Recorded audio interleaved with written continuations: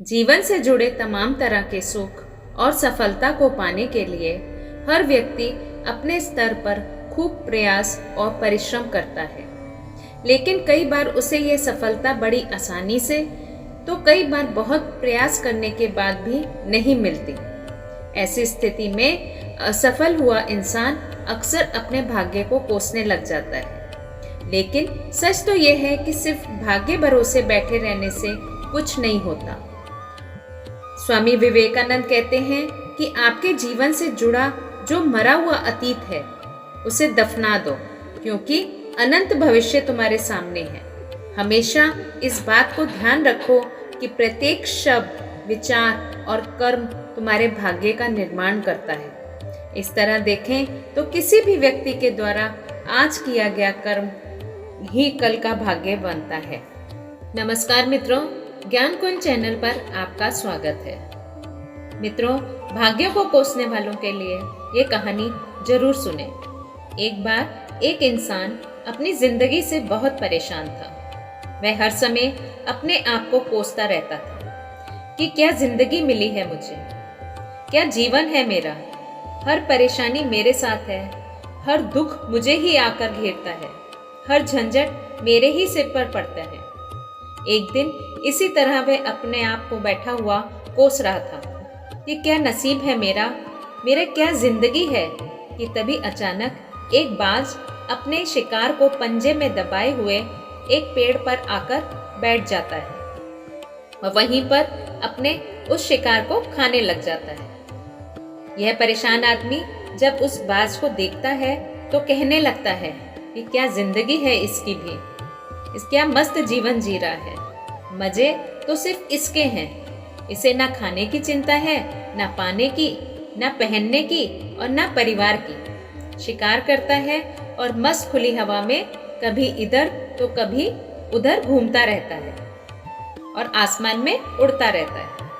असल जिंदगी तो यही है, जीवन तो यह जी रहा है। और फिर वह आसमान की तरफ देखकर जोर जोर से चिल्लाने लगता है कि काश मैं भी एक बाज होता तो मुझे भी कोई दुख ना होता, मुझे भी कोई परेशानी ना होती, काश मैं भी एक बाज बन जाता। जब वह 2 से 3 बार जोर जोर से चिल्लाता है कि काश मैं भी एक बाज बन जाता तो मुझे भी कोई दुख ना होता और मुझे भी कोई परेशानी ना होती, तो अचानक आसमान में बिजली कड़कने लगी और आसमान से आवाज आती है कि हे इंसान, क्या यह हमने सच सुना है कि तुम हमारी दी हुई जिंदगी से परेशान हो और तुम एक बाज बनना चाहते हो।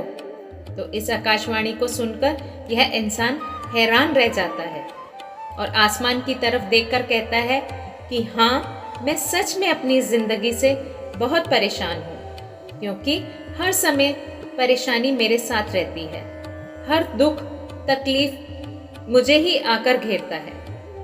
तो आसमान से फिर से आवाज आती है कि हे इंसान, एक बार फिर सोच लो, हमने तुम्हें एक बहुत प्यारी जिंदगी दी है, लेकिन अगर फिर भी तुम चाहते हो कि तुम्हें बाज बना दें तो हम तुम्हें बाज बना देंगे। लेकिन अगर एक बार हमने तुम्हें बाज बना दिया तो फिर हम तुम्हें बाज से इंसान दोबारा नहीं बनाएंगे। तो यह आदमी तुरंत जवाब देता है कि मैंने अच्छी तरह से सोच लिया है कि मुझे बाज ही बनना है, और एक बार बाज बनने के बाद मैं दोबारा कभी नहीं कहूँगा कि मुझे इंसान बनना है। तभी ऊपर से दोबारा आवाज आती है कि जैसे तुम्हारी इच्छा, और वह इंसान बाज बन जाता है। बाज बनते ही वह इंसान खुली हवा में उड़ने लगता है। वह भी कभी इधर उड़ता है और कभी उधर उड़ता है और कभी उड़ते उड़ते इधर से उधर चला जाता है और सोचता है, वाह क्या मजे की जिंदगी है।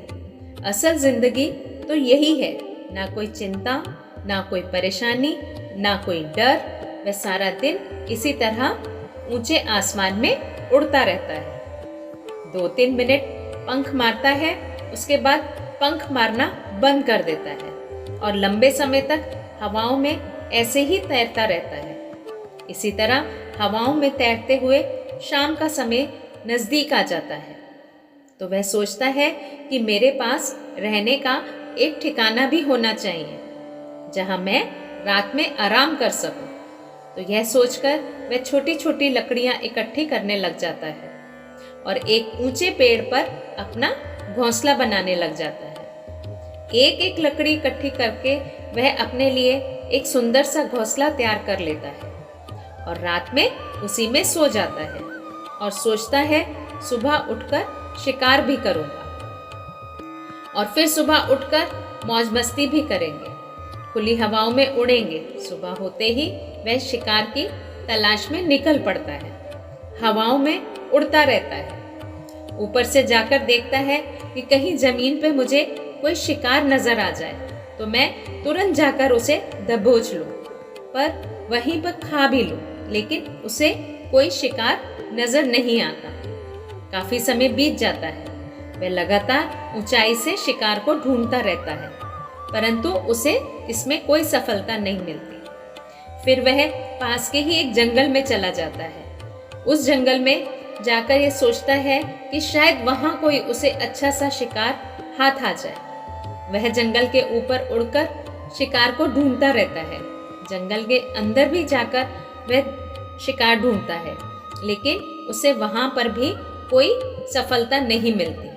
शाम का समय नजदीक आ जाता है तो मायूस होकर वापस अपने घोंसले की तरफ लौट रहा होता है कि रास्ते में ही थक कर एक पेड़ के ऊपर बैठ जाता है। जब वह उस पेड़ के ऊपर बैठा होता है तो उसकी नजर एक बीमार चिड़िया पर पड़ती है जो कि घायल अवस्था में होती है।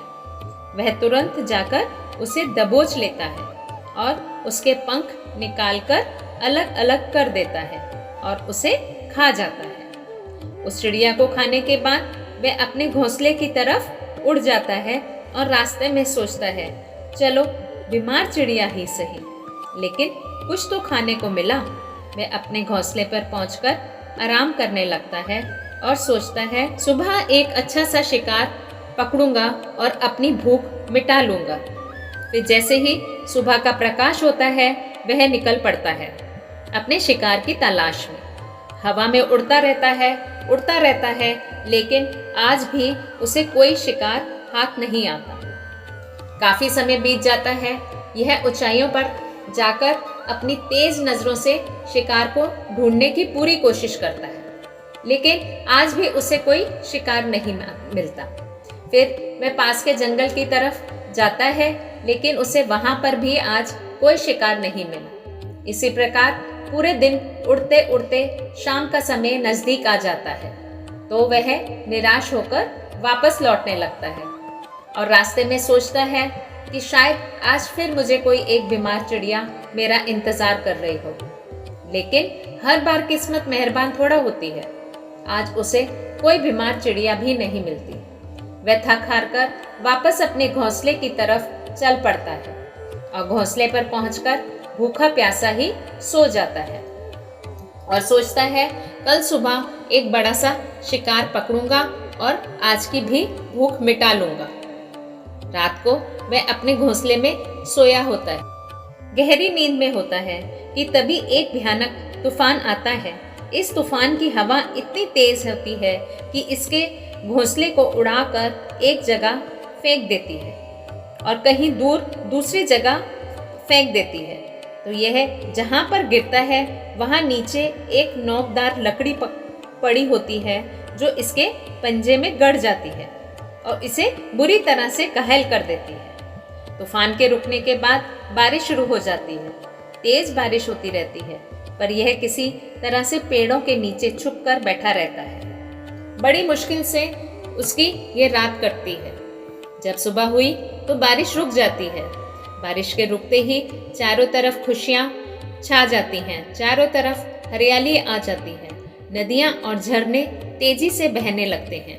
सब कुछ पहले के जैसे ही हो जाता है, लेकिन वह बाज अब पहले के जैसा नहीं रहा, क्योंकि उसका पाँव बुरी तरह से घायल हो चुका था। उसके पंजे में जो लकड़ी लगी थी उसकी वजह से उसका पंजा बुरी तरह से शत विछत हो गया है।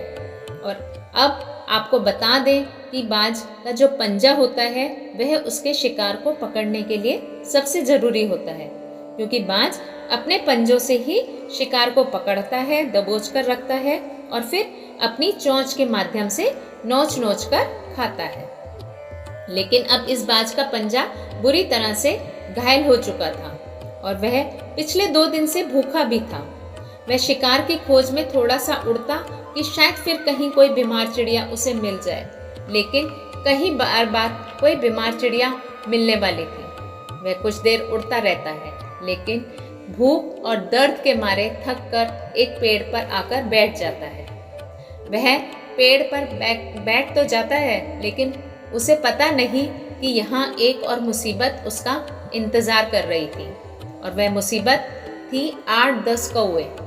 उन कौवों का झुंड मिलकर उसे परेशान करने लग जाते हैं। उसके ऊपर आकर उसके घाव में चोंच मारने लग जाते हैं। उन्हें भी पता चल जाता है कि यह बाज घायल है और भूखा भी, और भूख की वजह से वह कमज़ोर भी है। वह बाज उनसे बचने के लिए थोड़ा सा उड़ता है और फिर जाकर बैठ जाता है। उनसे पीछा छुड़ाने का बार बार प्रयास करता है, लेकिन वह फिर इसके पीछे आ जाते हैं, तो यह उड़कर दोबारा दूसरी तरफ चला जाता है। वह कौवे दोबारा उसके पास उसके पीछे पीछे आकर उसे परेशान करने लग जाते हैं। वह बाज इतना कमज़ोर था कि वह उन कौवों से अपना पीछा छुड़ाने के लिए एक ऊंची उड़ान नहीं भर पा रहा था, क्योंकि वह भूखा और कमज़ोर और साथ के साथ घायल भी था। इस वजह से वह कौवों से अपना छुटकारा पाने के लिए ऊंची उड़ान भी नहीं भर पा रहा था। और ऐसे करते करते उसका एक दिन गुजर जाता है, फिर दूसरा दिन भी गुजर जाता है और तीसरा दिन भी उसका ऐसे ही गुजरता जाता है। वह और ज़्यादा भूखा और कमज़ोर हो गया था, लेकिन इस बाज की हालत में कोई सुधार नहीं हो रहा था। अब वह बद से बदतर होता जा रहा था। चौथे दिन जब वह बिल्कुल ख़त्म होने पर आ जाता है, तो उसके अंदर बिल्कुल भी ताकत नहीं बचती और उसका शरीर इसका साथ छोड़ने लगता है। तब वह किसी तरीके से उड़कर पास ही एक इंसानों के अस्पताल की तरफ उड़ जाता है। उसकी छत पर आकर बैठ जाता है और वहाँ से आने जाने वाले मरीजों को देखता है और अपने आप से कहता है कि काश आज मैं एक इंसान होता, तो ऐसे छोटे मोटे जख्मों को अस्पताल में इलाज करवा लेता, या किसी को बता देता कि मैं भूखा हूँ, मैं परेशान हूँ, या मेरे साथ यह परेशानी है। लेकिन आज मैं एक ऐसा बेजुबान परिंदा हूँ जो किसी से कुछ नहीं कह सकता, किसी को अपना दुख भी नहीं बता सकता, किसी से कोई मदद नहीं मांग सकता। यही बात सोचकर वह उसी छत पर अपना दम तोड़ देता है। वह अपनी जान की कुर्बानी तो दे जाता है, लेकिन साथ ही साथ हमें यह सीख भी दे जाता है कि आपको जैसा बनाया गया है, आप जैसे भी हैं उसी में खुश रहें और उसी में बेहतर करने की कोशिश करते रहें, ना कि इस बात से परेशान रहो कि काश मैं ऐसा होता या काश मैं वैसा होता, काश मैं यह बन जाऊं या मैं वह बन जाऊं। आपको महादेव ने जैसा बनाया है, आप उसी में अपना सर्वश्रेष्ठ करने का प्रयास करते रहो। मित्रों, ये कहानी काल्पनिक है, लेकिन हमें जीवन का एक बहुत ही महत्वपूर्ण नियम सिखा कर जाती है कि हम जैसे भी हैं अच्छे हैं, बस हमें उसी में अपने सर्वश्रेष्ठ करने का प्रयास करते रहना चाहिए, ना कि अपने भाग्य को कोसना चाहिए। धन्यवाद मित्रों, आशा करते हैं आज का वीडियो आपको पसंद आया होगा।